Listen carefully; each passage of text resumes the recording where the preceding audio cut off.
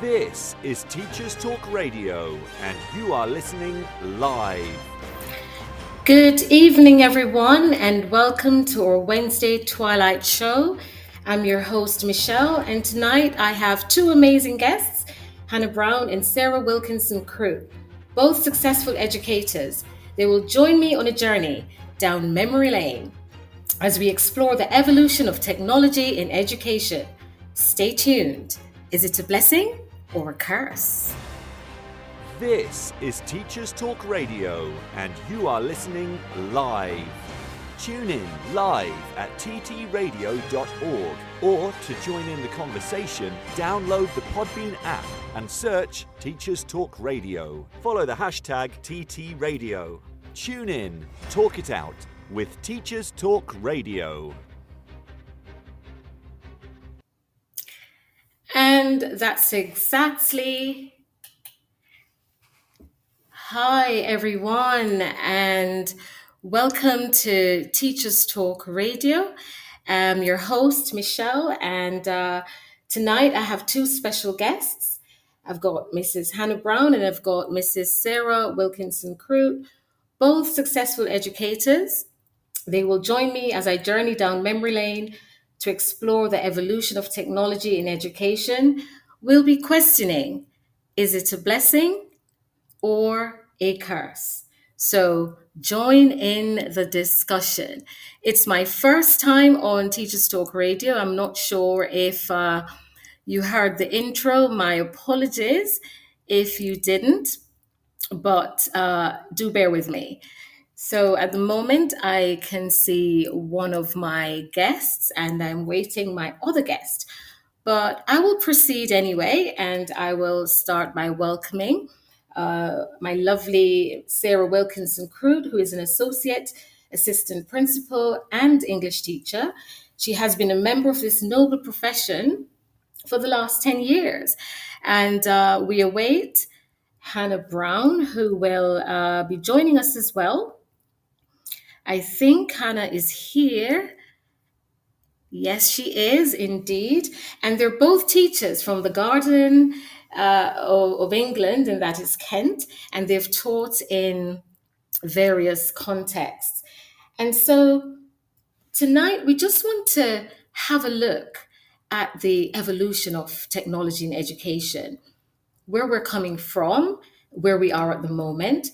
We want to look at some of the pitfalls and the challenges and how it's impacted on our teaching and learning today. But I just wanted to share this because on Monday, I walked into the staff room and I overheard colleagues talking about the good old days, and the excitement was palpable. You could feel the excitement. And so tonight we want to capture that. So join me as my special guests and I will discuss, the good old days. Were they really? Or the age of technology, a blessing or a curse? So I think it's important that I give you some background and context. And I think the best starting point would be my experience. As you can tell, I'm probably the veteran of the three of us online tonight. And so I just wanted to go back a little bit to where I began. And undoubtedly, we will all agree that education is dynamic and every year seems different. I mean, no 2 years seem the same, whether it's changes in technology, pedagogy, behavior, policies, you name it.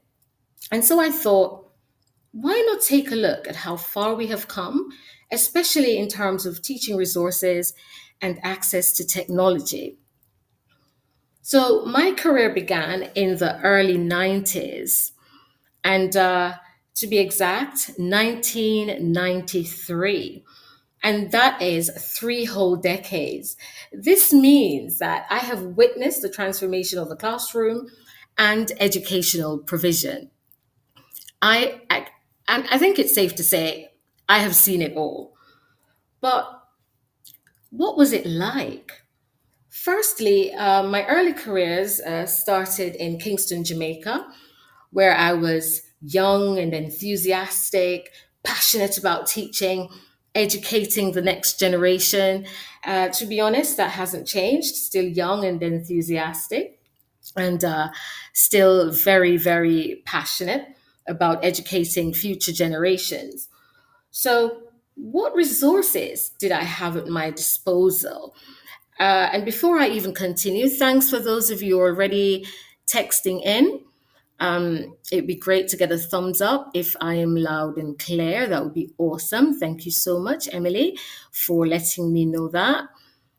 Awesome. Thank you so much. So, what resources did I have at my disposal back in the day, so to speak? Of course, textbooks, workbooks. Now, that hasn't changed much, as in most subjects, you'll agree, we still rely on those. But what we didn't have at the time were the software to support such workbooks. Today, for example, different publishers, they share these textbooks. I remember, I don't even know if it still exists, but we would get these textbooks with these shiny CDs attached at the back of them. And that was just brilliant. So we didn't have that back in the early 90s. And mind you, I said I started off in Kingston, Jamaica. We didn't have PowerPoints to accompany these presentations. It was teacher talk all the way. That was rife. And I know some of you are saying, oh, wow, teacher talk, Michelle. Ooh, shock horror. How could you? Lessons need to be student led. And of course, that has its place. But back then, there was no way of escaping it. And it was very effective because we had to use the resources that were at our disposal at the time. And to add some intrigue, we would of course use what we call the equivalent of the sugar paper today. And we had cartridge paper, just a thicker version. And I remember mentioning that to one of my younger colleagues today, and she said, "Cartridge paper? What's that?" But it was just a thicker version of the sugar paper. And as an English teacher, for example, I remember I would draw my characters on these sheets of paper, stick them on the board, and got my students to come up and write their adjectives to describe the characters and their personalities and so on. I would get the art teacher to help me with the drawing. And for me, that was innovative. I mean, I also had to rely on other tools like drama to keep the students engaged. And I remember taking students out on the playground to reenact different scenes from the texts that we were reading. We still do that today, mind you. So I'm not saying we don't use these things today. But then we didn't have a lot of options. Today, for example, as teachers, we can bring the drama to them. As teachers, we can show them clips here and there, take them on trips wherever to get them to experience it. Back then, when I started, and I'm speaking in my context, we didn't really have that. So we had to be really creative. And I remember a colleague of mine once brought in her telly with a DVD player. We got all the students to gather in the hall to watch the film version of a text. And I'm telling you, listeners, students appreciated it. They were in awe. They all gathered, everybody wanting to have the best view of this television as we made the text that they were reading come alive. And if I should cast my mind even further back, and I'm talking about way back, when I was a high school student, I remember my year 9 English teacher, she made us listen to The Merchant of Venice on cassette tapes. That for me was revolutionary. I think that's when I affirmed that this is what I wanted to do. I was in awe. I was a rapt audience member in that classroom, and I was thinking, oh, that's something I would love to do. And so at that time, that was novel, that was exciting, and I just wanted to be a part of that. And I can see some messages coming in as well. Thank you so much for joining, Kelly, and I'm looking forward to your questions and your contributions as well. So, what were some of the advantages of that? Now, I'm going to say this, and it's not meant to be controversial, but at the time, as a teacher, we had to read widely and well in advance.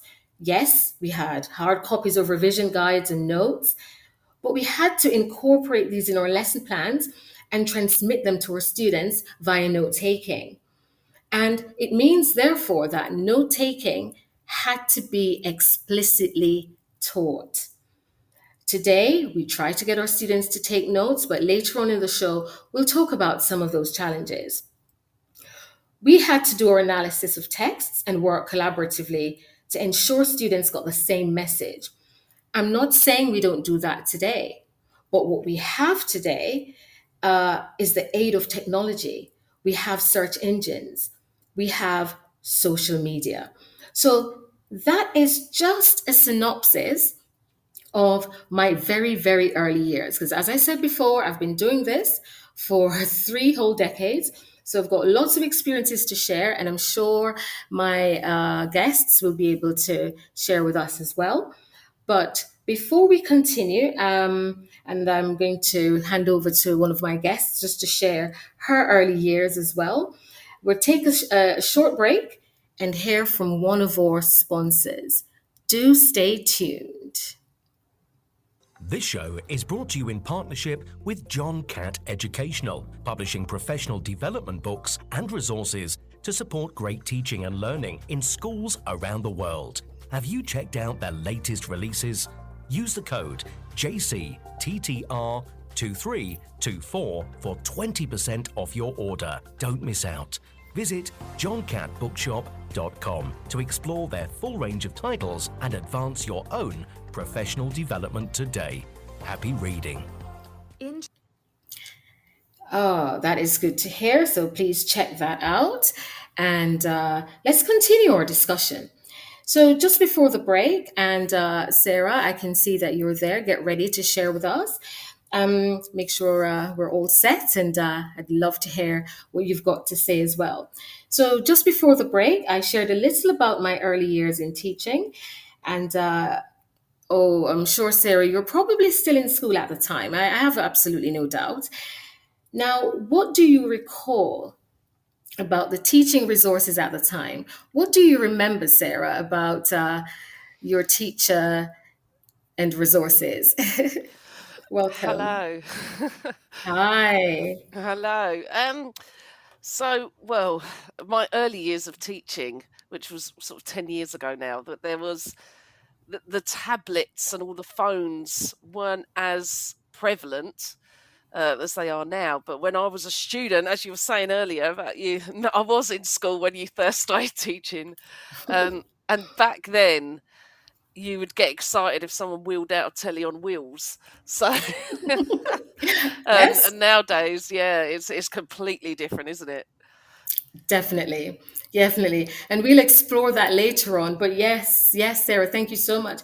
I would have been one of those teachers wheeling out the telly. And we'll talk about that a little bit more because they weren't any ordinary telly. Okay. So, younger listeners, wait for my description later on. Um, so for me, one of the major changes was the transition from chalkboard. I'm going way back now, okay? From chalkboard to whiteboards, okay, to interactive whiteboards. That's how long I have been around. And later on, we'll look at the distinctions between the whiteboards and the interactive whiteboards. So let's talk about the chalkboard and using chalk. And for those of you who've never heard of chalk before, go and look it up. You'll see it. It did exist.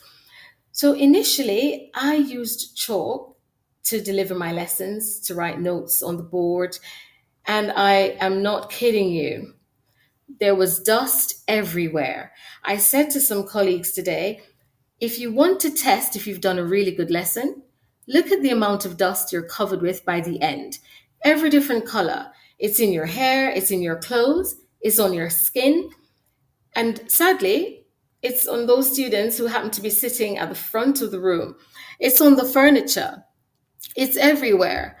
And I'm sure some of that chalk was collected in our lungs. I kid you not, because some of us would be coughing and spewing at the end of a lesson, especially as an English teacher where we're constantly writing. Now, it didn't stop there because we were introduced to dustless chalk. And believe it or not, that was life changing. No longer coughing after every lesson because of dust inhalation. Those of us who traveled overseas at the time from Jamaica in our summer break, we would be so happy to come back with dustless chalk. I mean, that for us was advancement.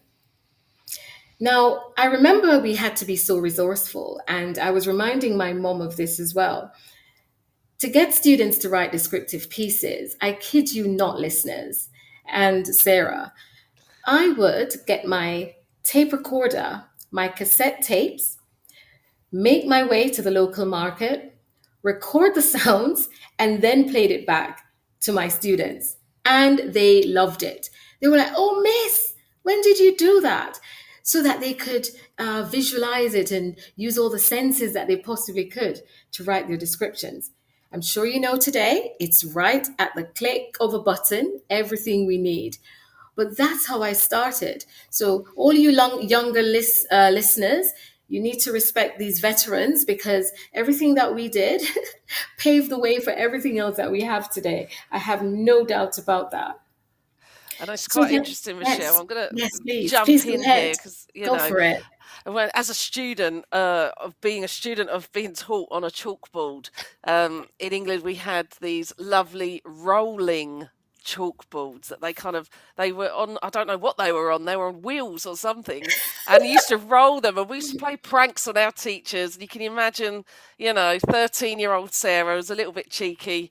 Used to, write something a little bit rude on one side, and then when the teacher rolled it round, there'd be something where we'd all be sniggering at the teacher because they'd rolled the board round, which of course they would literally just wipe it off with their very heavy wooden duster that they had. They had the big heavy wooden ones, and they'd rub it off and carry on as normal. But yes, and I found that really funny as a 13-year-old. Fantastic. Oh, yes, I can imagine. And you talked about those lethal dusters. My mom told me stories of those dusters back in the day, which I dare not repeat. But those dusters had multi purposes. And Kelly, thank you. Kelly said she was very fond of those tele lessons because they were novel. Oh, yeah, dustless chalk indeed, Jamelia. We had those and we felt like we were so advanced back then with our dustless chalk. Thank you for that, Sarah. And so 8 years later, I left Jamaica and I moved to the UK. This was in 2001 to continue my teaching career. I had a whiteboard at this point and board markers. And wow, I was like, oof, amazing. Now, mind you, it was not yet interactive. I was still cutting up papers for students to stick to the board, but now I had unlimited access to a photocopier, so I could make my own resources. Online resources still weren't that popular then, actually. So I had nothing to refer to for exam text, for instance. And this is my recollection. I remember taking all those anthologies and going through it and annotating the poems and looking at language and structure and form, all on my own. Even then, that was exciting. But then we were introduced to overhead projectors. Imagine that. We had acetate. And if you're listening, please download the Podbean app and tell us your experiences because those acetates were life-changing. If anybody remembers those. Sarah, I don't know if you recall your teacher coming in with acetate so we could write on them and do all sorts of amazing things with them. Yes, I do. I do remember the OHP. That's what they used to call OHP. And I used to wheel that out. Yes. And he thought, we're going to have some, it's going to be good this because they're going to write on the acetate, which we found funny because sometimes if it was, there was a bit of wind or something, it would blow the acetate off the OHP, which we found hilarious. I mean, we were such a lovely group of children, weren't we? I can tell. Yes. But it was Yes. great. It was good for science lessons and maths lessons. I used to do a lot of like diagrams and things like that on the Yeah. OHP. On the But yeah, OHP. it was a cumbersome thing really to pulled it out the cupboard, which is where the telly lived as well. They lived in the same cupboard, so you'd have a glimpse of that telly, and you'd be like, "Oh, they're going to bring the telly out," but they didn't. It was the Yeah, it was the OHP. OHP. And I noticed the common theme here, Sarah. It's everything is on wheels. Yeah, yeah, everything was on wheels. It had to Everything was be. on wheels. Yeah, Oh, everything. And some, oh, you know, with the OHPs as well, if a teacher had borrowed it in another room, and, you know, you'd get sent as students to go and find this OHP. And of yep. course, again, we're children and we think it's hilarious to push it down the corridor on these rickety old wheels. So, yeah, it was great fun. To slide down the corridor with Slide down with this oh OHP. yes, Yeah. oh yes. Thanks for confessing, Sarah. Some teacher sitting Yeah. there thinking, oh, thank you so much. But from a teacher's perspective at the time, I mean, this too was just something that was welcoming, and we would lap up any training we could get. When we learned that we could photocopy on acetates, oh boy, that was brilliant. I started having a file of acetates, and I thought that was just me until the teacher in the staff room on Monday said, oh, I missed my acetate file. So we were excited about these things. Now, Sarah mentioned the OHPs, and we had to wheel them in if from another teacher. Sometimes we had to book them, just like we had to book the telly. And these were the heavy ones, you know, the ones with the back jutting out. Then we would wheel it into our classroom and we would play DVDs and all of that, and excite our students and get them to really love and engage in the learning. So we would do that. And then I remember when each classroom was given a smaller version of a telly that was mounted in its cage on the wall. Oh, now that was progress. Now, mind you, it was a tiny telly, maybe 20 inches. Listen, I don't teach maths. I'm not good with sizes, but yeah, really small. And today I think, how did our students at the back of the room see those screens? But it was amazing. We were so happy to have that. Um, and again, another bit of progress for us, revolutionary. Now, I thought I was innovative and I thought I was cutting edge. So I used to book the camcorder. Now, the camcorder was a massive structure itself. And I would wheel that into my classroom, record my students, and then played it back to them on my DVDs and get them to peer assess. So peer assessment didn't start today, mind you. It's been around. It's evolved. It's taken on different shapes and forms and formats, but it's been around. I used to do that with my massive camcorder. And then the explosion, the technology boom, exciting, but are there pitfalls? Are there challenges? Are there struggles as a result of this? So, before my guests, and unfortunately, I don't know what happened, but Hannah, for whatever reason, didn't join us. I don't know if I didn't allow her to enter quickly enough, but Hannah, my apologies. Stay tuned and still share with us in our chat. Would love to hear your opinions as well. And so before Sarah gives us some more information now, not just about herself as a student, but as a teacher in her early career, then we're going to take another short commercial break. Do stay tuned and remember to use the Podbean app to call in or text your questions or share your own memories. I would be delighted to hear them. Stay tuned. Introducing Eton X from Eton College, a diverse range of quality online courses enabling young people to aspire and excel. Designed for self-study, these web-based courses empower your students with essential leadership, communication, and academic skills for success at school and beyond. Our Study Skills course sharpens their learning abilities, while the AI Fundamentals course equips them with vital digital know-how in a fast-changing world. Other popular courses include verbal communication, critical thinking, writing skills, resilience, creative problem solving, and many more. Offer the EtonX curriculum in your school for free. Visit etonx.com to find out more. Awesome. I've got great news for you listeners because my other special guest, Hannah Brown, who is Senko and been a teacher for over 15 years. She is now with us. I am so excited. So welcome, Hannah, and I would love to hear from you shortly.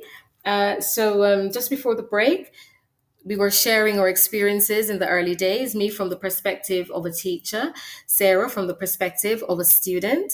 And so, Hannah, I would love to hear from you now.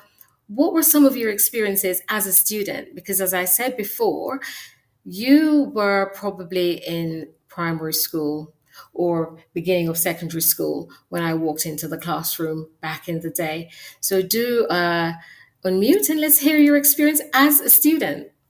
Hi, Michelle. Can you hear me? I can hear you loud and clear. Welcome. Wonderful. And thanks Hi, for joining. Thank you for having me. So when I was a student and I sat my GCSEs in 98, my A-levels in 2000 for context, very much as you guys already said, I remember TVs on wheels being wheeled in. I remember for RE, we used to have to go to the video room, which was always exciting because we got to go up the stairs and have a little chat with our friends and get in trouble along the way. I remember singing hymns in assembly using the overhead projector. I remember my teachers in primary and secondary having overhead projectors. I don't remember them having like the proper data projectors we have now. Okay. By the time I started working in a school in 2005, though, they did have those projectors everywhere. Okay. Then, oh, good. Yeah. So the projectors came when you were in school? Somewhat, yes. Somewhat.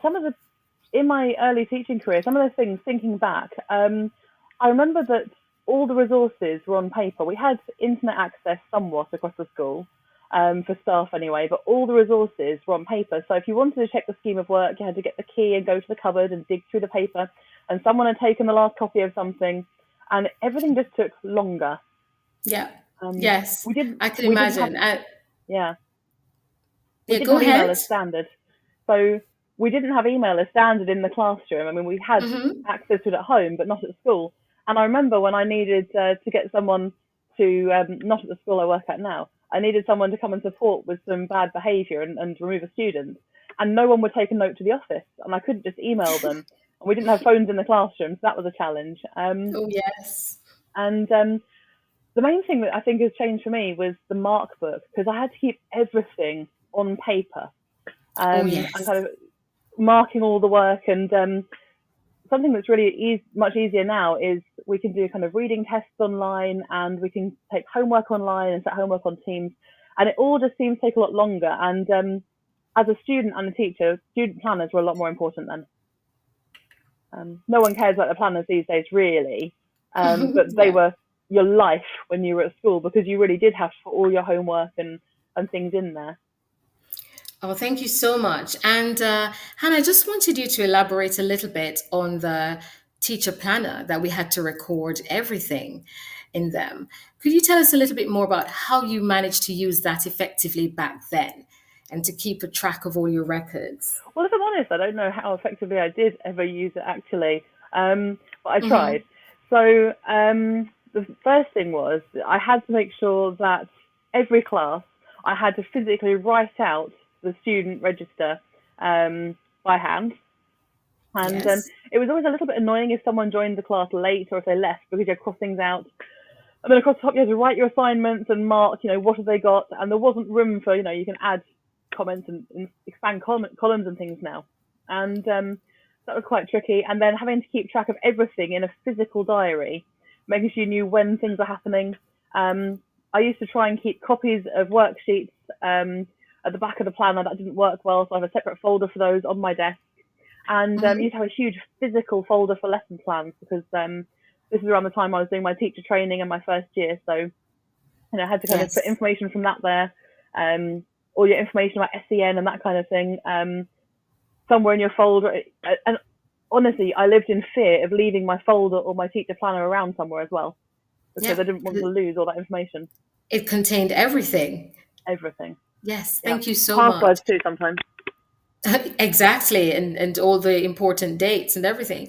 And I have found that, over the last few years, I order these planners and I don't really use them of such because everything is now online. So I get my planners because it's standard to do that. And you jot down a few things here and there. But in terms of a register and all of that, I find that I'm using it less and less over the years. Thank you, Hannah. So Sarah, could you talk us through your early years, your ECT years, access to technology as teaching aids and some of the challenges? So if you go way back, what was it like for you? Hello again. So I'm thinking all the way back now. Well, I say all the way back. It's only 10 years, but it feels like a long time ago. Once you get into teaching, the years just roll by. So I again had a planner, and exactly the same as Hannah. You used to have to write everything out. But I think my very first placement, we did have laptops, but they were the sort of chunkier, not like the Chromebooks and things that you can get now, which are quite light. The technology even 10 years ago just wasn't there really.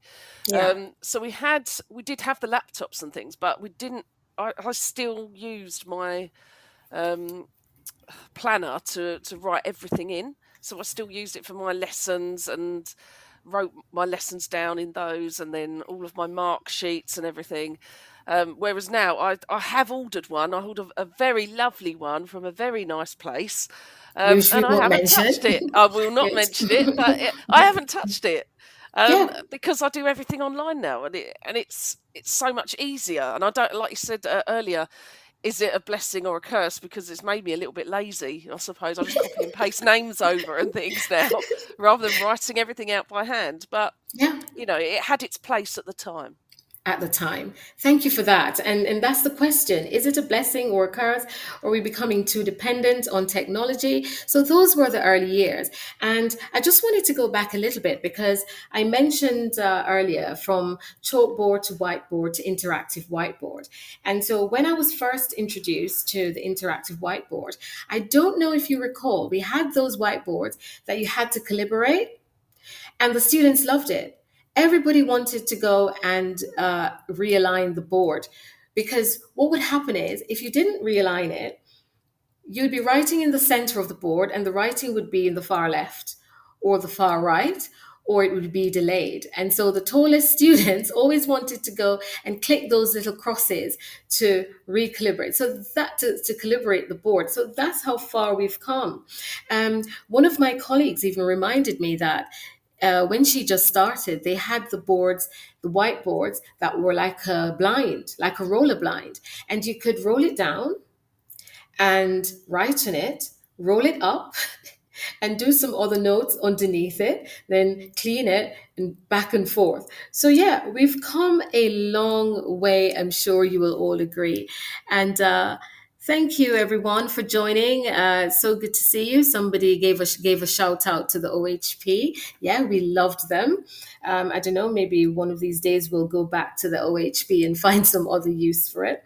But thank you, ladies, for sharing your early years. And yes, I agree. We're no longer using those planners as we did back then because everything is online and we can copy and paste and just add our data and all the spreadsheets and everything that's available.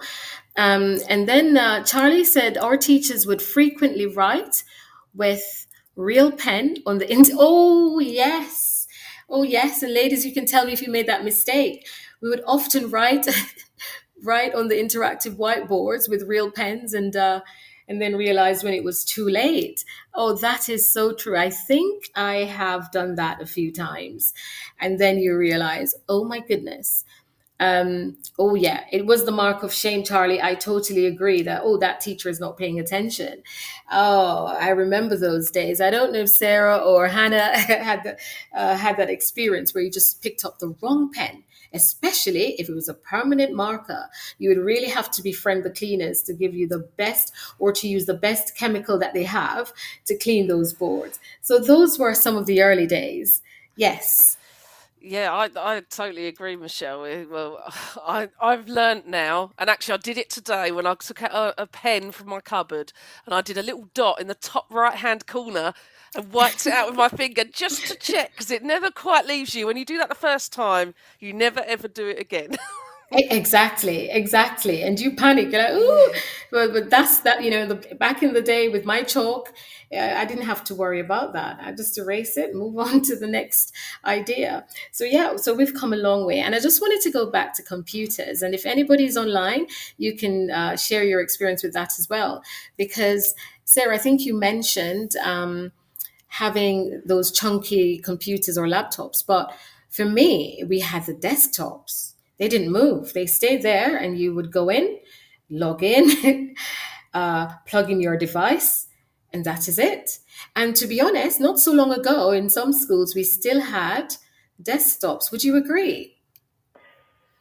Yeah, I mean, a lot of schools now have moved away from the desktop, haven't they? But yeah, the Yes. desktops are really important. In fact, I remember, when I was in my very first school, we did have the laptops, but when we got to school, we also had the old desktops, because the school didn't want to get rid of those desktops yet. But they Yeah. took up a lot of space. These Oh, were yeah. big ones, not these nice thin ones that you have now. They took up half the desk. And you had to Yes. sort of move the keyboard just so you could get your book open, and it was really Yeah. big. So true. And we've just seen things transition over the years. And, continuing to talk about computers, one of my colleagues said he's going even further back. To access the internet, you had to dial up and you Oh had to yes, we wait. remember those Yeah. days, Yeah. don't we? Oh, yes. Hannah, you Yeah, wanted to say something? Yeah, I remember I was about 14 when our school got its first dial-up internet connection, and students would be allowed to go in and have a lunchtime using it on the internet completely unsupervised, which was a terrible idea. Um, the school I work in now still has desktops, and when I came to work there, having worked in schools where we all had laptops, I asked the IT department, we're upgrading, and they said, oh no, laptops just don't have the life. After 2 or 3 years, you've got to replace them, whereas So desktops can be true. upgraded. I thought that was Oh, interesting. Yeah, I've never thought of it like that. Oh, yes, but you are so right about the laptops as well. So now, we all have our individual laptops. We can bring them home. We could plan our lessons from home. Back then, oh, that reminds me. So at the moment, lots of schools are USB free. So you're not allowed to go in and plug in your USBs. I remember back in the day, if I must say so, back in the day, um, we would have USBs and you would treasure those. Everything was stored on your USB. So you would plan your lessons, you would save them, you would have files and folders, and you would make sure that if you're moving from school to school, you kept your USBs. I don't know if you've ever used those, Sarah. I'm sure you have. oh, You absolutely. Yeah, yeah. yeah. We all remember the USBs. In fact, I remember my teacher training year. All of my lessons, all of my work was on the USB, and I left it at the university library. And I think I cried, because literally, Yep. like you said, you kept everything on there. I managed to get it back. Everything. It was okay. It was in a bright pink pencil case and found in the library. But those days, yeah, and you can't now. You can't plug it in. Everything's on the cloud. So Everything's it's on I the really good. cloud. I feel a bit old now because at my school we don't have laptops. We have to use the desktop and then our own home computers if you want to do stuff at home. And I still do back everything that's important up on my memory stick, and I get annoyed with myself if I forget to do it for a little while, even though I don't probably need to anymore. So you still use your memory stick? Yeah, I do. And occasionally when we've had internet outages at school, I've been really grateful for it because from time to time I copy my folders from school onto my memory stick, so I've got my lessons and things. And a couple of times in fact, once recently, I couldn't get the file I wanted because the school internet had gone down, and I had it on my memory stick, and so I was able to get an older version of the worksheet. Couldn't print it, of course, but I could show Yes. it on the screen. and say to Yeah. the student that this is what I'm talking about. But I probably don't need to do that anymore. But I have always got it in my computer. Although at my school, you can't save or use anything from a memory stick unless you've encrypted it already. I Oh, don't know yes. why exactly. Yes. GDPR, perhaps. Yeah, perhaps. I was going to talk about that as well because sometimes the USBs or the memory sticks, they got corrupted and then you were in big trouble. You couldn't get your resources that you've worked so hard to put together, and there were all sorts of problems. Or, as you said, Sarah, you would misplace them. You'd be running around, where's my USB? Or you would have too many by this and you don't remember. I would label mine actually. I would put a sticky label around it and I would label to identify which one was which. And that was back then. And Charlie's just sharing that his dad paid over £100 for a USB stick, 512 MB USB stick that he would wear around his neck with pride. Oh, I could imagine. That's because you don't want to lose it. So you would do whatever it took to protect those USBs. Thank you so much, ladies. And one of my colleagues at work said when she was in school, actually, they didn't even have desktops yet, but a parent would donate an old computer and that would sit in the corner and the teacher would protect it with all their heart and their lives and make sure that none of the students went near it. And just to backtrack a little bit as well, one of them was reminding me as well of her time in school when they went to the telly room. And it was really tiny, but it was exciting because that was something different. So we've had a look at where we're coming from and some of the things we had to do back then and the access that we had to resources and to technology. And now we want to look at how things have changed over the years and are there any challenges? So we can really look at it comparatively, Hannah and Sarah, or we can just look at where we're at the moment. How has things changed over the years? Do we still have challenges? And what are they? So, Sarah, I'll start with you first. Yeah, I mean, yeah, so things have changed quite drastically, haven't they? Even in the last 2 to 3 Yeah. years, really. And I think COVID had a massive impact on the technology that we use today. Yes. One of the things I have noticed over the years that's changed is that when I first started teaching, I knew quite a lot about computers because I wasn't, I knew a little bit about Word and things like that. But I've noticed the children know an awful lot now. So it got sort of after about 2 to 3 years into teaching and something would happen, I'd lose a connection or something, and the child would say, I know how to fix that. And Yes. they would tell me how to fix it. And I think, oh my goodness, I've lost my ability to know what Yep. technology is doing. Yep. Yeah, I think that the children have definitely have got a different perspective on technology. Yeah. Because they were brought up on it, weren't they? Yeah, absolutely. And I think, that Unlike it's some of part- us. Yes. I don't know. I've seen 2-year-olds, 1-year-old flicking through phones and, choosing what they want to watch and just doing it so comfortably. And I'm like, I cannot imagine that I am around to witness this happening where babies can access technology and so efficiently. Hannah, could you share with us, please, your observation of the changes over the years and Yeah. some of the challenges? So, Sarah, I totally agree with you about students saying, "Well, I can fix that." And when you're trying to get the whiteboard to connect and things, it's amazing. What I have found though is they don't know how to use a Word document or how to email. Because they don't get taught that anymore. They get taught coding, but they don't get taught how to actually use a Word document.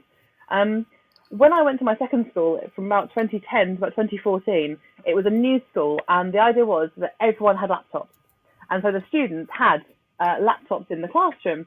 And Yes. the trouble we found was it took ages to get the laptops out and in, and the students wanted their own laptops because otherwise they would vandalise them.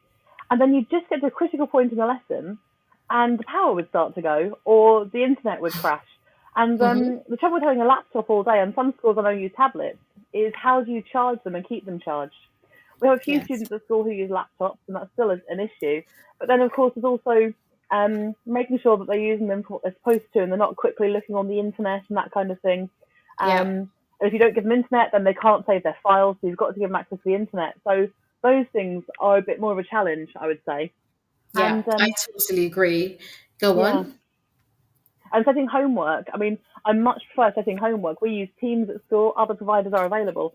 But the trouble is, it makes it really, really easy. The new version of My Dog Ate My Homework is my internet went down or my computer wouldn't open Teams. And Yes. that's not true, but in some cases it is. So we have to treat it like it is true. Yeah. And there's lots of, we get told about this new whizzy app to try and use, this thing where you can do quizzes or this thing where you can get rid of votes.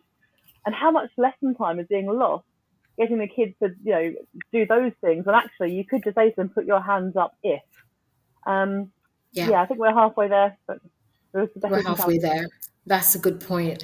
That's a good point. So there are some challenges and there are some benefits, but we cannot deny that there are some challenges. And Hannah, I agree with you. And Sarah, I know that you're also in a school where students are encouraged to bring their laptops in or their devices, as we say. And we have the same issue. Now, first of all, they're not allowed to plug them in at school. So that in itself was a problem. So if you had the students, period 5 or 6, by then the batteries were drained. And so they could not access whatever you wanted them to access. And I also agree that, yes, they would pretend to be working or doing the task that you've set, but they would be sneakingly watching a little bit of the football the night before or or some of the interesting program and pretending to be engaged. And so that is why it's important that we walk around and we circulate the classroom. But even so, they are so clever, and quick to get rid of whatever it is and to trick us, the teachers. But that for me has been one of the challenges. And even now in my current setting, I tell them, put your devices away. They should not be up. Put them down and focus this way, please. Because otherwise, I would say to them, you look rather engaged. I am sure it's not the lesson that's taking your interest or that's piquing your interest. And it's often other things. So that I find is one of the challenges. Sarah, you mentioned the pandemic and the impact it's had on education and the use of technology. And I'd love for you to elaborate a little bit and tell me some of the things that you've noticed as a result of the pandemic and us using hybrid learning. Well, I think during COVID we used to teach obviously online with the children, just sort of sitting there. They were quite passive a lot of the time. But one of the things that's come out of COVID is I mean, it's very prevalent in the news at the minute, is the attendance to school, because people think that you can, like some of the children think, well, I did it in COVID, so I can just stay at home and look at what's been uploaded to my cloud or whatever it might be, and I can just teach myself what I need to do. So I think in that respect, it's had an adverse effect. But the positives of that, and there are many, many positives, are all of the different apps and the different software elements that we can now use in the classroom. There's many apps where you can record yourself as a teacher delivering something, and then you can use that as part of homework or something. So if you're looking at a poem and you want to just talk about the poem for 5 minutes, you could record yourself doing that and upload it to their digital classroom, whatever platform they're using, and they can upload it to that, and then that can help them with their homework. So, I think when we had COVID, the technology side of it, there were obviously some sort of downfalls, which I think Yeah. can be, those gaps can be plugged. But there was a lot of software, you had to learn quickly. Things like, Yeah. we was talking about OHPs earlier. Well, the equivalent of that is like visualizers, and you could Yeah. get a visualizer and plug it into your laptop, and you could live model something for the students that were online watching you. And now that's seeped into the classrooms. We can do that in the classroom as well now using our visualizers. We can record ourselves doing it in the classroom, upload it for later on, so those children can access it at home. So there Yeah. are lots of positives to it. Yeah, definitely, and equally some challenges in keeping our students focused and engaged to an extent, and we'll explore that a little bit more. But we have a question from one of our listeners, Charlie. Thank you so much, and I'm going to pose this question. I'm going to ask my guests to think about it and give us a response. Do you think teachers have a responsibility to prepare children for the dangers of the online world? So do we have that responsibility to prepare them? Sarah, do you want to continue, and let's hear your point of view? Yeah, I mean, yes, in some respects. I think that's part of our kind of safeguarding role as adults, being with children all day, is that we need to make sure that they are safe. And I think going back to what you said about COVID, one of the things that came out of that was that children were logging on from home in their bedrooms or in their pajamas and things like that. And, quite quickly we had to adapt as teachers to sort of set that expectation that actually we need to be dressed, we need to be in a communal room, those sorts of things. So I do think to a certain extent that teachers do have a responsibility to make sure that their own students are being kept safe online. Obviously, parents do have a massive role in that when they're at home, Yeah. but one of the things that the new legislation for over in Kent in England is to have this sort of filtering system to keep children safe in education. So we have a Okay. filtering system so that even when they're at home, they take their devices home that are school given to them by the school. They take them home, and they can then, when they're accessing content on the internet, it will be filtered by our filter system from the school, even though they're at home. So they can't Okay. access any harmful content. Yeah. And it will tell us as a teaching body, well, hang on, this child has gone home and accessed something or tried to. Let's have a conversation about it. So, yeah, I do think nowadays, I think it's everyone's responsibility actually, but certainly in the classroom, if you're delivering anything that's online, it definitely needs to be part of the teacher's responsibility. Thank you so much. Hannah, what do you think in response to Charlie's question? Yeah, Is it our responsibility? yeah, absolutely. At school, we have some kind of PSHE PACE type lessons that do centre on internet safety. And some of it is things like, knowing what the website is and how, to avoid talking to strangers, but also things like avoiding being scammed. Yes. I've done a session a couple of times. I mean, not my session, I've just had to lead it for PACE Day, on things like the echo chamber and how the internet will try and show you more of what it thinks you believe. And so how it can kind of radicalize people and that kind of thing. And so, as well as, we have a school filter, and if someone searches something that's a concern, it gets passed on to us so we can talk to them and help them. It's also about making sure they understand how information is presented to them and how it's actually often quite biased, how it's not reliable and that kind of thing. And I think that's also part of keeping them safe. I think also a lot of parents don't take it seriously. Okay. Well, their kids are very good at pulling the wool over their eyes. And I say, oh, well, you're supposed to be 12 or 13 to have a Facebook, but other people have got it. Or, well, if I put my age to 18 on Instagram, then it's okay because I can join groups that I couldn't otherwise. And parents let them without necessarily thinking through the consequences, because unlike us, they don't hear all the horror stories. So I think actually, besides the kids, we have a responsibility to help the parents understand as well to keep their children safe. But I also think whatever we do is not going to be the whole thing, because most of what they do is on their phones, and we can't control what they do on their mobile phones at home, and that's a concern, I think. Yeah, thank you so much. So it's really the responsibility of us as educators, but also parents have to be just as vigilant to keep them safe as well. I just want to continue this discussion about some of the challenges. And I had this conversation with members of my current department. And I said, what are some of the challenges that you've experienced with the boom in technology and the explosion of technology, so to speak? And they had a lot to say about that. And I think it was Hannah who mentioned that they can't email and do the basics or use Word document. And for me, that's one of the things I have observed as well. And the number of times students have called me over asking me, Miss, how do you open a Word document? And I'm thinking, you're so good at the technical aspects of everything else, but you can't open a Word document. So I don't know if as teachers, we are failing them in that respect, or, who's responsible for ensuring that they're able to access these things, because they will have to use these things in the wider world.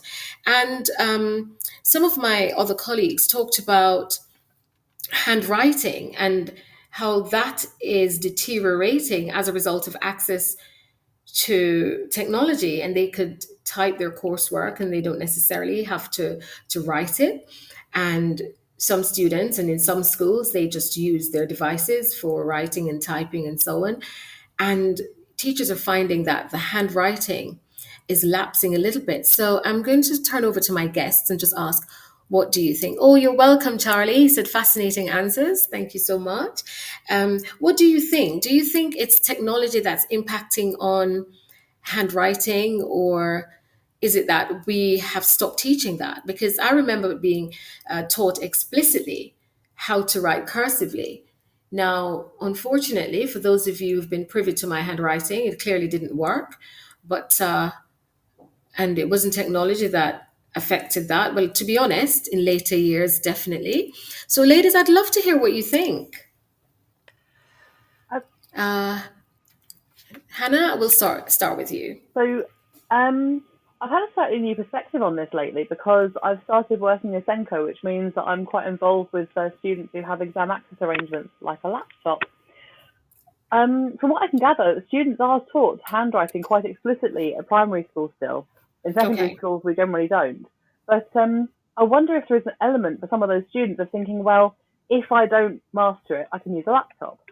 Um, and as a teacher as well, and I think sometimes, well, it doesn't matter too much if you can't read it. There's no marks, as long as you can read it, there's no marks for handwriting. And if you can't, we'll just apply them to use a laptop. And I don't really have a problem with that if we have enough laptops, because once they leave work, how much are students going to be handwriting? Yeah. So that's a tricky one. Okay. Yeah. Tricky one indeed. But let's hear what Sarah has to say. And listeners, if you want to chime in, what's your handwriting like? And is it because of, if it's not very good, is it as a result of technology? Yeah, I mean, I'm an English teacher.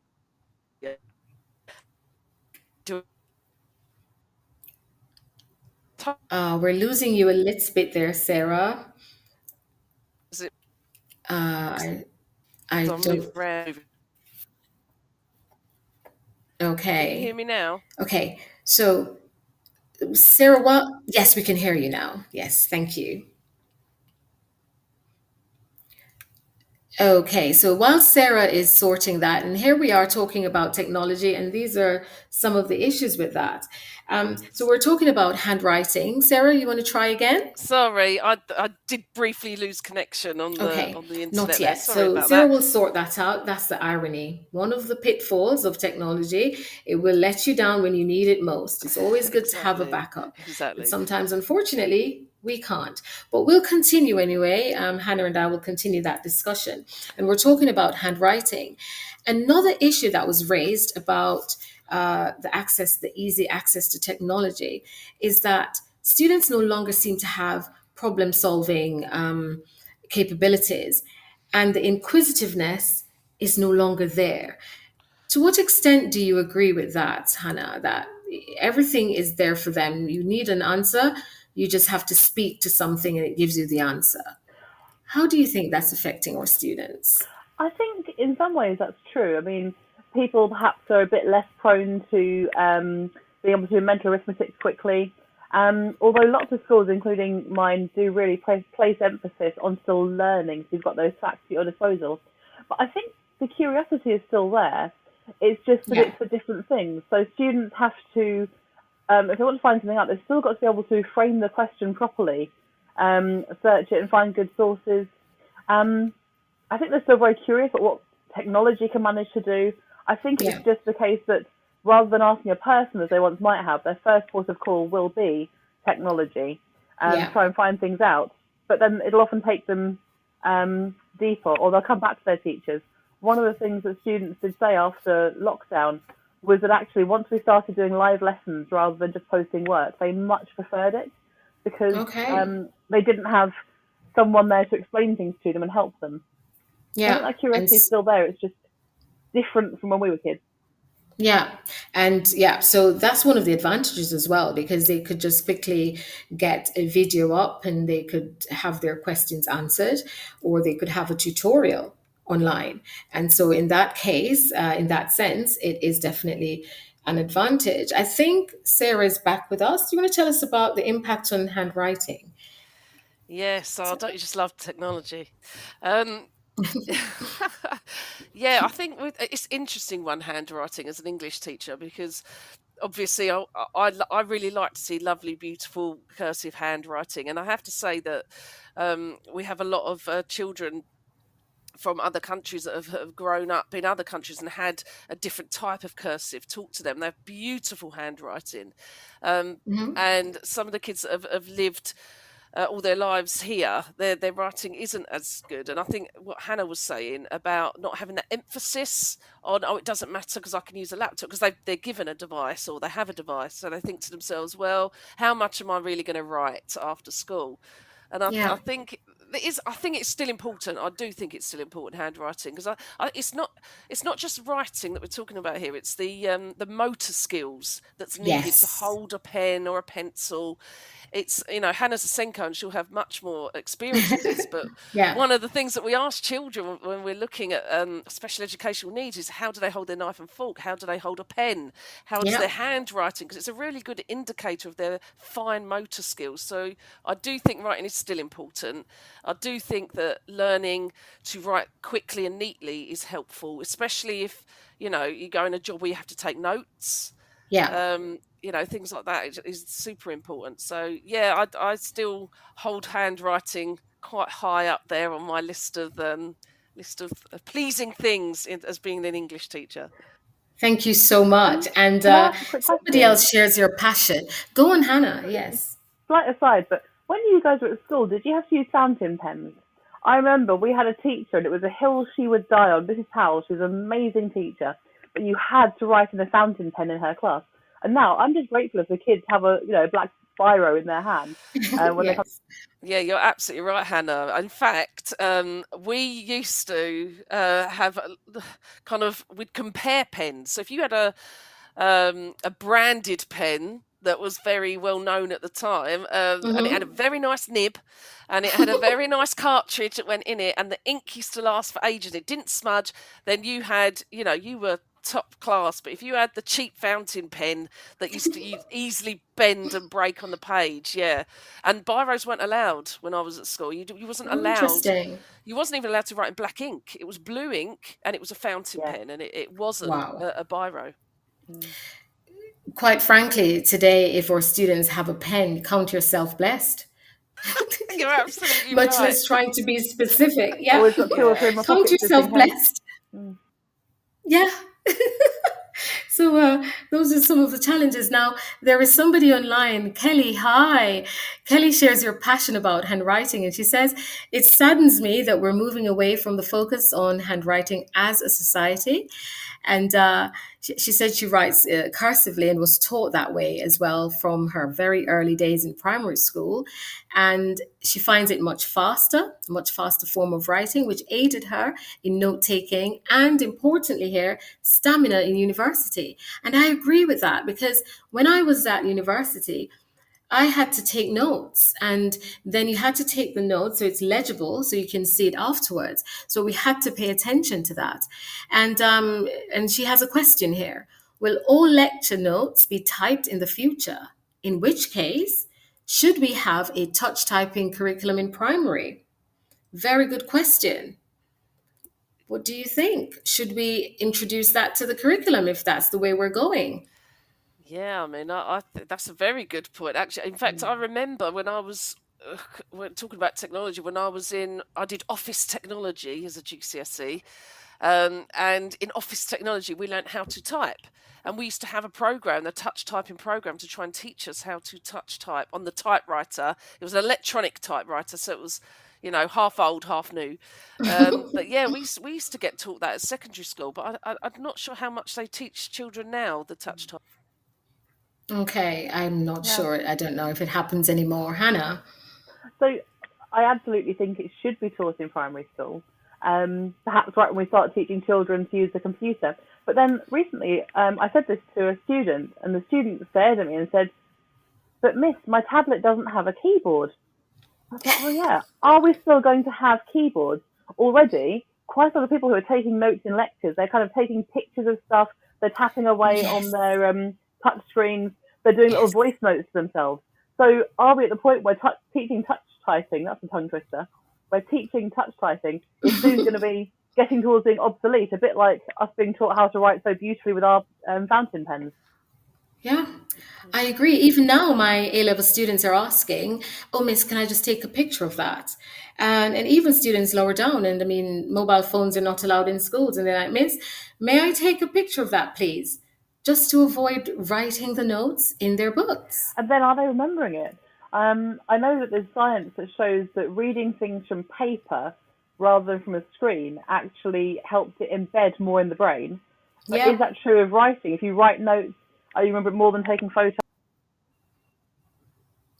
Yeah, so that's something to really look into, and that would make for an interesting discussion another time. But thank you for your input as well, Kelly. We appreciated that. I just wanted to talk about typewriters briefly because in typing, and Sarah, you mentioned you had a half old, half new. I remember doing my first degree back in Jamaica, and I had one of the godfathers of typewriters and with the ribbon, and you typed, and when it got to the end you pulled it back and you slammed it forward. That's where I'm coming from. So yeah, then it was very relevant. You had to learn to touch type because you're doing a 20,000 word dissertation. You had to know what you were doing. Go on, Sarah, you want to add to that? I didn't have that sort of typewriter, but when I very first started doing the office technology, we had a typewriter that we used to. I'm not sure if it's a ribbon. I can't remember what it was called, but we used to have these little Tipex sheets that you used to put the Tipex in, and when you typed the letter over the Tipex, it got rid of the Yeah. bad typing that you've just done. So we started on those, and then the electronic typewriters came in, which had one line of text visible at any one point, which was amazing because you could delete. You didn't need the Tipex anymore. No. And then we moved on to it was onto the word processors and Oh yes. MS-DOS and all of those things. But yeah, I remember the typewriters. We got so excited to go on the typewriters. It was great. Oh yes. Oh wow. See, that's it. So every step of the way, technology excited us, and it doesn't matter at what period, something that was different and new was exciting. And still talking about handwriting, Jamelia said, and thank you for your contribution, Jamelia. She said, I was taught cursive, but it made me a little slower, and we had to write in fountain pen, which made my writing really messy. But I only type now at work, so my handwriting is very bad. And I can actually vouch for that because I have seen Jamelia's handwriting. But who am I to say anything? Unfortunately, mine isn't any better. So, still talking about technology before we go to the news, I wanted to make reference to the fact that dictionaries seem to be becoming obsolete. And I hope not. I really hope not. I love a good old dictionary. But at the moment, I can't say to my students, find the meaning of this word in your dictionary. At the moment, I find myself saying, go to your devices and find the meanings of these words. And I'm thinking, oh, how I miss the pages of a dictionary being turned, how I miss teaching students how to use the alphabet to get them to understand how to find the words. So, my guests, what do you think? Are you still using dictionaries? Is it still a requirement on the English department's budget? Please tell me we are still using it somewhere. We absolutely are at my school. We don't have devices in the classroom. We have a few students across the school, an increasing number who do use laptops to type their notes. But we don't allow devices. Phones are off. They don't use devices as standard unless it's an IT lesson. On computer science. So yeah, in the English department we have dictionaries, and I love it when they're doing an assignment and the hands start going up saying, "Can I have a dictionary?" or "Can I check the thesaurus?" Amazing. Yeah. And at the moment, they haven't got all the kind of turn to page whatever and circlings and rude things either. They're in really nice condition. That's nice. Oh, awesome. That sounds ideal. Hannah, we'll have to talk off air about that particular school because that is ideal. I know we struggled with students defacing our dictionaries and writing all sorts and focusing on a particular page. a particular section of the dictionary. I'm sure you recall that as Oh, well. yeah. Sarah, what do you think? Are we still using dictionaries? Oh, that's a really good question, that one, because I started to get the kids, when we do keywords, so I'd get the children to, they'd look up the keyword, we'd discuss it. And then one day the internet went down, and I thought, you know what, I'm going to do something that I did when I first started teaching, which was a dictionary detective. And I made it a bit of a competition. So we got the dictionaries out, and what was a bit frightening at first was that the kids didn't know how to use the dictionary. They didn't Yeah. realise that it was all alphabetical, and it was easy. So I had to show them how to use the dictionary, and they absolutely love it. It's become a bit of a competition, and they keep asking me now, "Could we do dictionary detective?" Because I give them a word, and the fastest person to find the word and the meaning will get a merit point. And it's usually like 5 words from a document that we're going to read, an extract or something. And they absolutely love it, and they like the feel of the dictionaries and who's going to be the fastest, because it's a little bit more fun than just typing in a word and looking it up. So yeah, we absolutely use the dictionaries still. Yeah. That's so good to know. And you've given me hope, ladies, because I thought our dictionary is becoming obsolete. So I'm happy that in some other parts of the world, dictionaries are still very important. We're going to pause for a moment and listen to today's news, and then we'll resume. Please stay tuned and continue to send in your questions or your comments. This is Teachers Talk Radio. Okay, bear with me a little bit.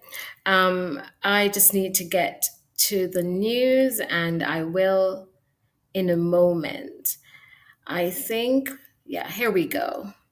This show is brought to you in partnership with John Catt Educational, publishing professional development books and resources to support great teaching and learning in schools around the world. Have you checked out their latest releases? Use the code JCTTR2324 for 20% off your order. Don't miss out. Visit johncattbookshop.com to explore their full range of titles and advance your own professional development today. Happy reading.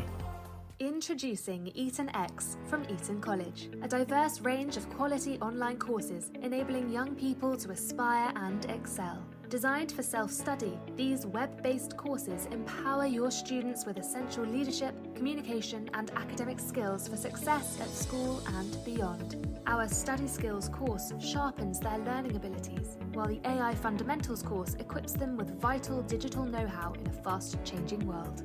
Other popular courses include verbal communication, critical thinking, writing skills, resilience, creative problem solving, and many more. Offer the Eton X curriculum in your school for free. Visit etonx.com to find out more. This is Teachers Talk Radio, and this is Teachers Talk Radio News.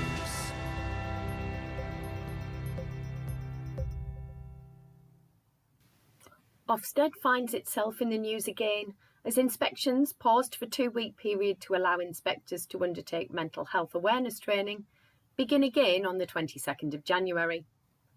ITV News shared the results of a survey of almost 2,000 school leaders, which showed that 97% support the removal of single-word judgments. The survey, carried out by NAHT Union, followed the outcome of the inquest into the death of Ruth Perry. The union has urged Ofsted to implement a number of changes, including a mechanism for school leaders to halt an inspection where an inspector's conduct falls below standards, extending the notice period schools receive for inspection, and asking them to revert to a process, however temporarily, of ungraded inspections similar to those conducted during the pandemic. Meanwhile, the BBC reports that Ofsted has apologised fully for the first time for the role it played in Ruth Perry's death. The apology came at the same time as Ofsted responded to the coroner's Prevention of Future Deaths notice. In the PFD response, new Ofsted chief Sir Martin Oliver said, "Such tragedies should never happen again," and that he apologised sincerely for the part inspection played in her death. Since the death of Mrs Perry, schools judged as inadequate on safeguarding alone are now re-inspected within 3 months. Ofsted also changed its confidentiality rules to allow heads to speak to colleagues, family, friends and health professionals about outcomes of inspections before the report is actually published. The Department for Education has committed to working with Ofsted to review things during a consultation in the spring, which it is calling the Big Listen. Education unions praised Ofsted's positive steps, but said they were only the beginning. The weather has been front and centre of the news this week, with schools across parts of Wales and Scotland being forced to close due to snow. Icy conditions and weather warnings made for tricky travel and forced school closures in areas badly affected. For those concerned that the post-pandemic impact of remote learning would mean the end of snow days, pictures on social media and local news proved that this was not always the case. But anyone worried that the icy blasts will last can be assured that the weather is set to return to normal over the next few days. Authors, including Sir Michael Morpurgo and Mallory Blackman, have written an open letter urging the government to invest in early years reading. According to a Book Trust survey, only half of children between 1 and 2 from low-income families are read to daily, with some families struggling to access books and being in need of support. The letter from authors is addressed to both Prime Minister Rishi Sunak and Labour leader Sir Keir Starmer, and says it is not right that children from poorer backgrounds are deprived of a life rich in reading. Sir Michael Morpurgo is president of the charity Book Trust and helped launch their new campaign, Get Reading, to support disadvantaged children in family reading. He spoke on BBC's Radio 4's Today programme, saying that the younger that children are introduced to the power of stories, the better chance there is of putting them on an extraordinary pathway of knowledge, understanding and empathy. He also said that books need to be free at the point of delivery, like the health service. A DFE spokesperson said, "We are committed to raising literacy for children," but Sir Michael said that these efforts are clearly not enough. Finally, The Guardian features an article which looks at research in America that appears to show that children learn better on paper than on screens. The research follows headlines across the pond which focused on the nationwide collapse in reading scores among American youths, citing a 4-point drop in the comprehension skills of 13-year-olds, falling below skill levels of 1971 for the worst performing students. Politicians appear to be assigning blame to the pandemic and the subsequent lockdowns, with remote learning being labelled as bad for students by the Biden administration. Others blame teachers who they say lobbied for lockdowns. However, the article itself focuses on a new study by neuroscientists at Columbia University's Teachers College, which appears to show there is a clear advantage to reading a text on paper rather than on a screen, because it leads to what they describe as deeper reading. A sample of 59 children aged 10 to 12 were asked to complete a series of tasks, which led researchers to conclude that we should not yet throw away printed books and shouldn't rely on the digital revolution just yet. Further details can be read on the Guardian website.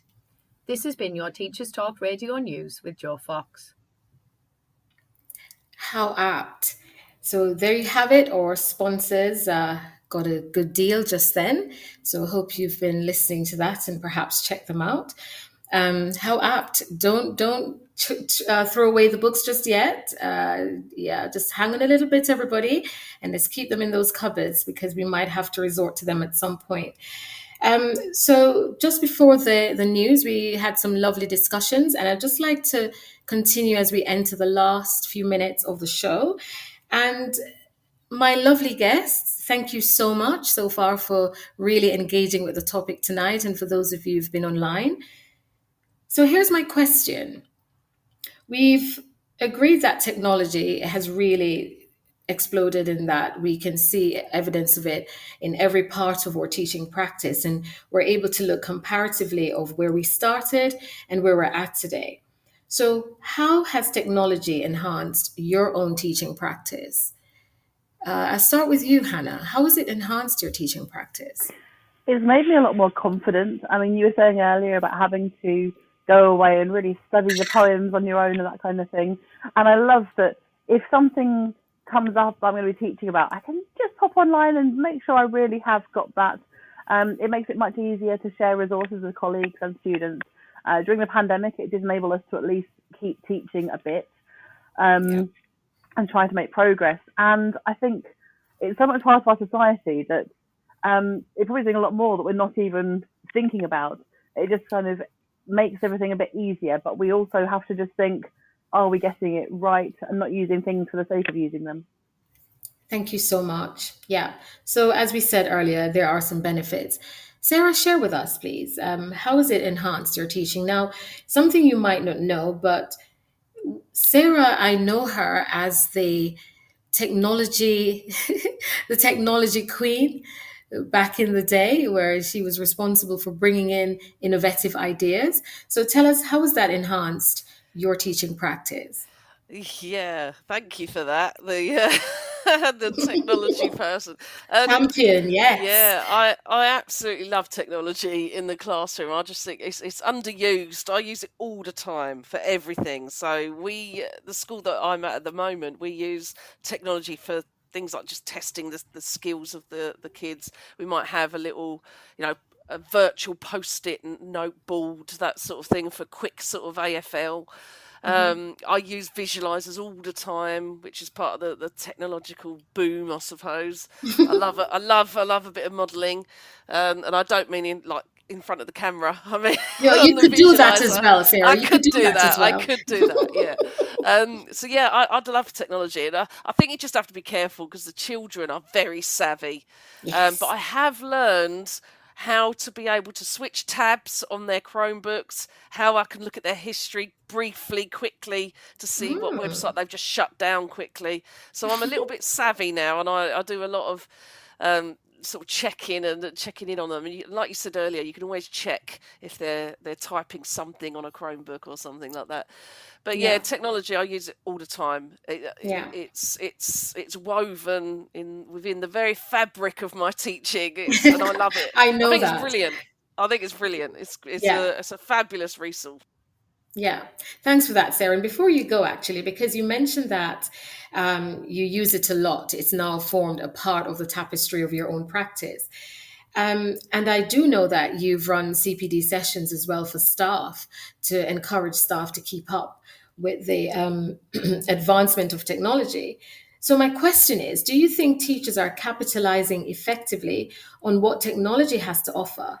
Or do you think students have gone ahead of us? I don't think they're there yet. Those children, they're not. We're always a little bit a step ahead at the minute. So every time they get a step forward, I think as a teaching profession, there's always somebody out there that will develop something to help our practice and to decrease workload.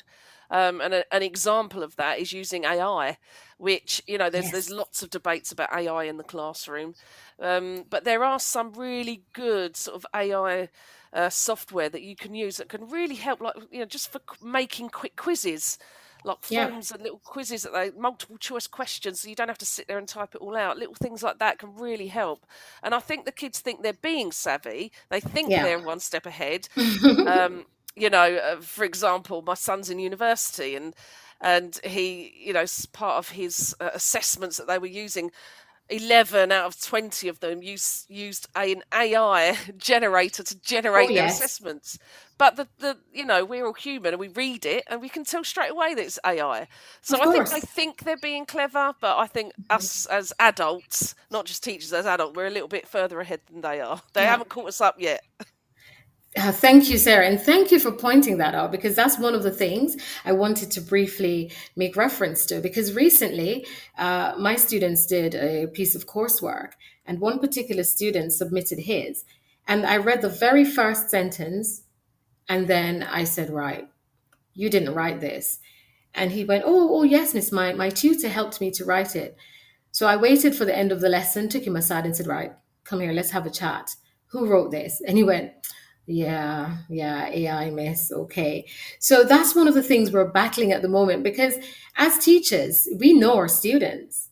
we know their idiolect and their styles of writing. And then when they come out with these thesis like coursework and essays, you're right, Sarah. They think that, oh yeah, I can trick Miss and just get this to be computer generated and submit. But yeah, we always have to be one step ahead of them. Hannah, what do you think? Do you think we're capitalizing effectively on technology? I think Sarah is. Sarah, I think I need some CPD with you, please, because what you're doing sounds awesome. You're welcome. I think we're getting there. I think in some things the students are ahead of us. I mean, during lockdown, I had some friends of mine who also had students at the school messaging and saying, by the way, my kid doesn't attend your lesson live. They wait to watch the recording back and watch it a time and a half. So it doesn't take so long. Things like that. And for some things, they're very good at finding information and apps that can do stuff. And for other things, they don't really know enough yet. I think we're getting there. And the more we have experts who are also teachers or educators getting involved in technology, and the more kids are growing up learning how to program and learn to think about things, from an ethical point of view. And they might be taught how to use Word, but they're taught how to program. They're taught how to create things in school now. I think in the next 15 years, we're going to see much more exciting and appropriate shifts and maybe some more guidance about how technology should be used in the classroom as well. Becoming a wild area at the moment. That is excellent. And of course, Sarah, there you go. You've got to prepare some CPDs to help those of us who are not as confident in the use of technology. I know you tried your best with me, and I think I'm doing fairly well. So thank you. You're doing very well, Michelle. Yes. Very well. Thank you so much. So before we go, if there's one thing that's technologically related that you could remove from the classroom or remove that impacts on us negatively, what would it be and why? So in all of this advancement in technology, what's that one thing that is a bugbear and you would get rid of it, if there's anything? Students texting on their watches.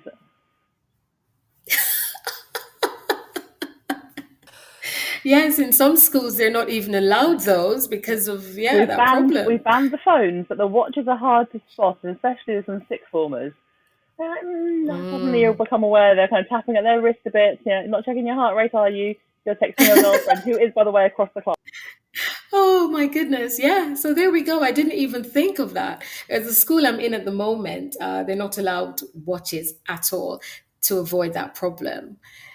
Sarah, how about you? What's that one thing you would want to get rid of? Oh, I'm torn here. There's two things. I'm going to try and narrow Go it for down. it. But I would say I hate all the online games that they can pick up still.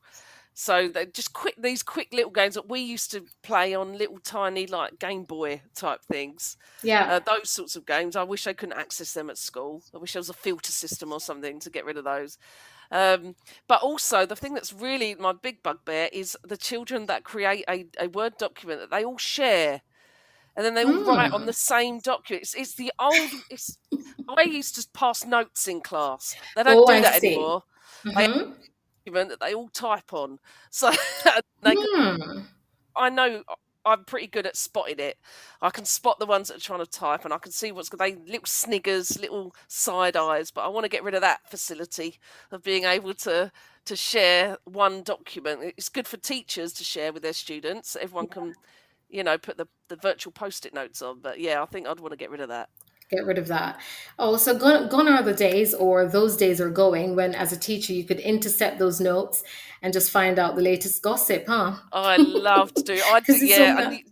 I used to, in my early days of teaching, I used to read the note out for maximum embarrassment. I'm sure a number of us have done that. Oh, yes. And they turn bright red or so embarrassed because we intercept, we read it out. Fantastic. Thank you so much. And I'd just like to say a big thank you to Hannah and Sarah for joining me tonight on Teachers Talk Radio. Thank you. That was so engaging. I've got some takeaways as well and some things to reflect on. Thank you for your time, because I know it's midweek and you're probably tired and you have planning to do, but thank you so much. Thank you to all our listeners. Thanks for your contributions, your questions. Thanks for your thumbs up. It was my first show on Teachers Talk Radio, so thank you for your support. Have a lovely evening and tune in same time in 2 weeks' time for another lively and engaging discussion. Thank you, everybody. Thank you so much. Have a pleasant evening. Thank you. You've been listening to Teachers Talk Radio. Tune in live and listen back at ttradio.org. We look forward to hearing from you next time on Teachers Talk Radio.